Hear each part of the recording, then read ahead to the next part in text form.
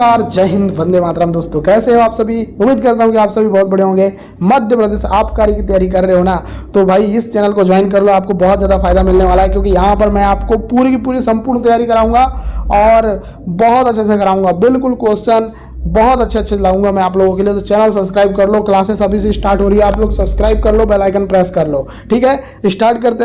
यहाँ पर आप जो है साइंस के क्वेश्चन देखोगे और साइंस के क्वेश्चन आप करके देखना कि आपके कितने नंबर आते हैं। तो फटाफट करते हैं इनको। और ये क्वेश्चन पूरे बेसिक क्वेश्चन है, तो आपको जल्दी जल्दी बनेंगे तो आपको ये पता चल जाएगा कि आपके नंबर कितने आते हैं और आपकी अभी तैयारी कैसे चल रही है। बाकी मैं आपको डिटेल में तो पढ़ाऊंगा ही पढ़ाऊंगा, एमसीक्यू के साथ डिटेल वाली क्लास में लाऊंगा ही लाऊंगा। पहला ही क्वेश्चन है, प्रबल अम्ल और दुर्बल क्षार से बने लवण का पीएच मान कितना होता है। तो सर आपको पता ही है भाई, 7 से कम होता है। देखो यहाँ पर याद रखना कि प्रबल अम्ल और दुर्बल क्षार, तो अगर ये होगा ना तो क्या होगा, आपका 7 से कम होगा। अगर यही उल्टा होगा कि प्रबल क्षार और दुर्बल अम्ल, तो ये होगा 7 से अधिक। ठीक है, क्वेश्चन याद रखना। नेक्स्ट देखो, दही में कौन सा अम्ल पाया जाता है। एसिटिक अम्ल, टार्टरिक अम्ल, लैक्टिक अम्ल, साइट्रिक अम्ल। आंसर आ जाएगा सर लैक्टिक अम्ल। लैक्टिक अम्ल पाया जाता है दही में, तो यहाँ आंसर आ जाएगा सी आंसर। ठीक है, चलिए अपने नंबर बताना, सब लोग किसको कर लोगे। ये क्वेश्चन बहुत बेसिक है, बाकी इतने बेसिक क्वेश्चन आएंगे नहीं, पर कुछ तो आएंगे ना भाई, कुछ तो आते हैं ना। हल्दी, लिटमस पेपर पत्र आदि किस प्रकार के सूचक है। तो सर ये जो है ना, लिटमस पत्र और हल्दी, ये जो है आपके प्राकृतिक सूचक में आते हैं। ये आंसर आपका आ जाएगा, ये क्वेश्चन भी बनेगा। चलिए अब देखते हैं हम चौथा क्वेश्चन, ध्यान से देखिएगा। अपच के उपचार के लिए कौन सी औषधि उपयोग की जाती है। एंटासिड, एनाल जेसिक और एंटीबायोटिक और एंटीसेप्टिक। तो यहाँ पर बोल रहा है कि अपच के उपचार के लिए कौन सी औषधि उपयोग की जाती है। तो इसका आंसर है एंटासिड। एंटासिड इसका राइट आंसर आ जाएगा, ए आंसर करेक्ट आएगा। ठीक है, चलिए बहुत बढ़िया। अब देखते हैं नेक्स्ट, साग सब्जियों से कंपोस्ट बनने की प्रक्रिया को क्या कहलाती है। तो इसको ऊष्मा छेपी बोलते हैं, ऊष्मा शोषी बोलते हैं, उपचयन बोलते हैं, अपचयन बोलते हैं। देखो तो इसका आंसर आ जाएगा ऊष्मा छेपी। ऊष्मा छेपी अभिक्रिया वो अभिक्रिया होती है जिसमें ऊष्मा निकलती हुई है। तो साग सब्जियों से कंपोस्ट बनना, ये क्या है, ऊष्मा छेपी अभिक्रिया है। ठीक है, चलिए छठवां देखते हैं। सोडियम हाइड्रोक्साइड का पीएच मान कितना होता है। सोडियम हाइड्रोक्साइड, ठीक है, तो इसका जो आंसर आ जाएगा 14। याद रखना, सोडियम हाइड्रोक्साइड NaOH इसका फॉर्मूला होता है, और इसका जो पीएच होता है सर वो होता है कितना, ऑप्शन नंबर 14। तो सर ये होता है पीएच इसका ऑप्शन नंबर बी। ये बनेगा ना आपसे, चलो बहुत बढ़िया। नेक्स्ट देखते हैं, किसी उदासीन विलयन का पीएच मान कितना होता है। सर उदासीन विलयन, ये पूछ रहा है उदासीन विलयन का पीएच मान कितना होता है। ठीक है, तो आंसर आ जाएगा 7। ठीक है, देखो उदासीन मतलब क्या होगा, उदासीन मतलब क्या होगा, 7। ठीक है, तो यहाँ 7 आंसर आएगा। चलिए बहुत बढ़िया। नेक्स्ट देखो, इमली में कौन सा अम्ल पाया जाता है। ये क्वेश्चन एग्जाम में डायरेक्ट बनेगा, इमली में कौन सा अम्ल पाया जाता है। तो आंसर आ जाएगा टार्टरिक अम्ल। टार्टरिक अम्ल हमारा फेवरेट अम्ल होगा, है ना, ये इमली में पाया जाता है। चलिए 10वां, अंगूर का किण्वन किसके द्वारा होता है। सरल प्रक्रम के द्वारा, जटिल प्रक्रम के द्वारा, उपचयन के द्वारा, अपचयन के द्वारा। आंसर आ जाएगा सर जटिल प्रक्रम के द्वारा। अंगूर जो होता है ना हमारा, अंगूर का जो किण्वन होता है वो किसके द्वारा होता है, जटिल प्रक्रम के द्वारा। आंसर आ जाएगा बी। ठीक है, चलिए देखें 10वां, सिरका में कौन सा अम्ल पाया जाता है। साइट्रिक अम्ल, एसिटिक अम्ल, फार्मिक अम्ल, लैक्टिक अम्ल। सिरका में कौन सा अम्ल पाया जाता है। आंसर आ जाएगा एसिटिक अम्ल। क्या पाया जाता है, एसिटिक अम्ल। बी आंसर करेक्ट आएगा, बी आंसर करेक्ट आएगा। ठीक है, चलिए अब देखते हैं नेक्स्ट 11वां, साबुन का पीएच मान कितना होता है। 5 से 7, 8 से 10, 10 से 12 और 2 से 4। साबुन का पीएच मान कितना होता है सर। एग्जाम में आ जाएगा साबुन का पीएच मान कितना होता है। एग्जाम में आ जाएगा, क्या लगाओगे। देखो बहुत अच्छा क्वेश्चन है, सिंपल क्वेश्चन है। आंसर आ जाएगा सर 8 से 10। याद रखना, देखो 8 से 10 होता है आपका साबुन का पीएच मान। कहाँ से आप बिलोंग करते हो, किसकी तैयारी कर रहे हो, और अभी आबकारी की तैयारी आपकी कितनी हुई है, ये आप लोग कमेंट सेक्शन में बताओ। अपना नाम भी बताओ, आपका प्यारा सा नाम क्या है। और मैं आपको बता दूं भाई, देखो इस नंबर पे आप लोग संपर्क कर सकते हैं, 8827419259। ये नंबर है 8827419259।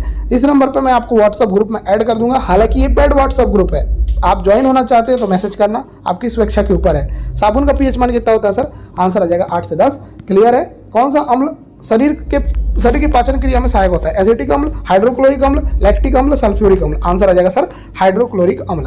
आंसर क्या आ जाएगा सर, हाइड्रोक्लोरिक अम्ल। ठीक है, चलिए अब देखते हैं 14 क्वेश्चन, नींबू में कौन सा अम्ल पाया जाता है। नींबू में कौन सा अम्ल पाया जाता है। तो इसका आंसर आ जाएगा सर, नींबू में साइट्रिक अम्ल पाया जाता है। तो यहाँ हम लगाएंगे साइट्रिक अम्ल। ठीक है, नींबू में कौन सा अम्ल पाया जाता है, साइट्रिक अम्ल।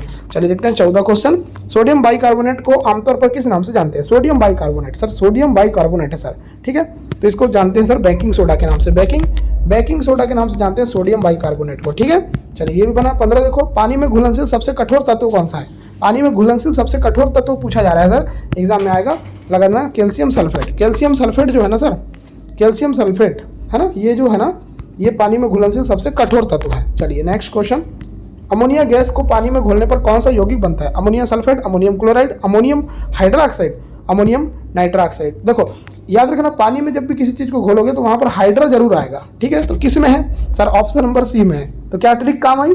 ट्रिक काम आ जाएगी सर, बहुत बढ़िया। चलिए देखते हैं नेक्स्ट। संगमरमर मुख्य रूप से किससे बना होता है सर? कैल्शियम क्लोराइड से, कैल्शियम कार्बोनेट से, कैल्शियम हाइड्रोक्साइड से और कैल्शियम ऑक्साइड से। संगमरमर बना होता है, हमेशा याद रखना, कैल्शियम कार्बोनेट से।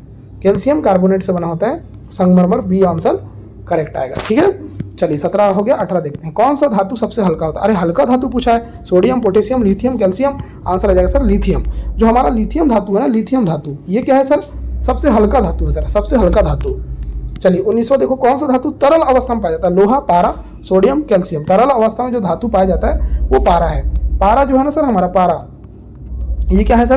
पारा जो है वो आपका तरल अवस्था में पाया जाता है। चलिए देखते हैं 20। देखो ध्यान से, सबसे कठोर प्राकृतिक पदार्थ कौन सा है? ग्रेफाइट है, कोयला है, हीरा है, सिलिका है। देखो सिंपल क्वेश्चन है, सबसे कठोर प्राकृतिक पदार्थ पूछा है तो सारा आंसर आ जाएगा हीरा।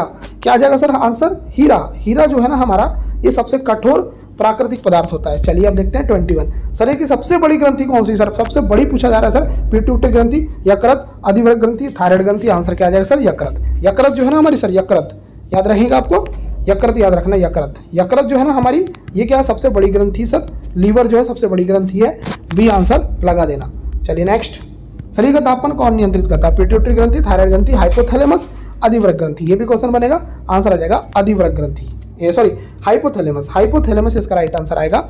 चलिए देखते हैं 23 क्वेश्चन। एक स्वस्थ मनुष्य का रक्तचाप कितना होता है सर? एकदम बढ़िया क्वेश्चन है, जबरदस्त क्वेश्चन है। इसका जो आंसर आ जाएगा 120/80 mmHg, ये होता है सर।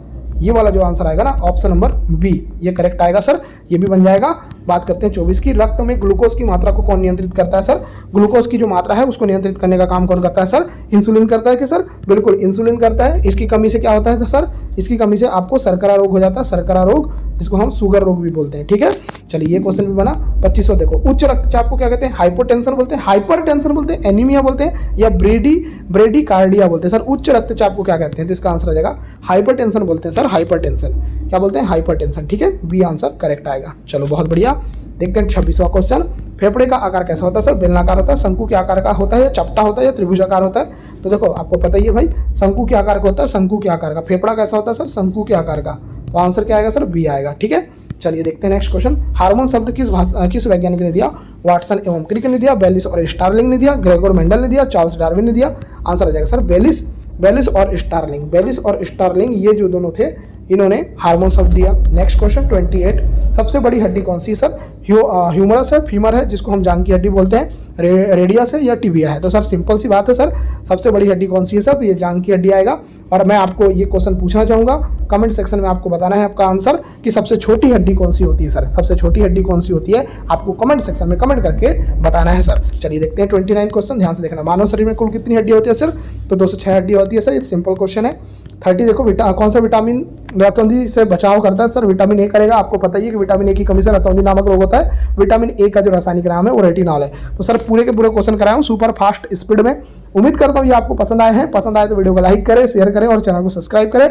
आप अपना ख्याल रखिए और आप कहां से देख रहे हैं इस वीडियो को कमेंट करिए। आपको वीडियो देखने के लिए धन्यवाद। आपका दिन शुभ हो।